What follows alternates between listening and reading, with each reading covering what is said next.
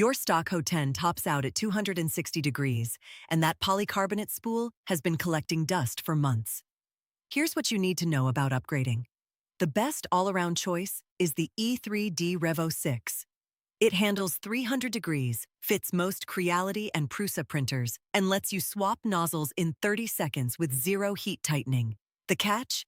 You're locked into their nozzle ecosystem at $10 to $15 each. If you're pushing into serious high-temp territory, the Slice Engineering Mosquito hits 500 degrees with almost no heat creep. But installation tolerances are tight. For budget builds, the classic E3D V6 still delivers at $65 to $85 with massive aftermarket support. Here's the real decision. PTFE-lined Hotends work great under 250 degrees for PLA and PETG with zero fuss. All-metal designs unlock nylon and polycarbonate but demand better cooling and tighter assembly. After 6 months testing both, modern all-metal units solve 90% of the old problems if you install them carefully. Check the full guide at NozzleDown.com, link in the description.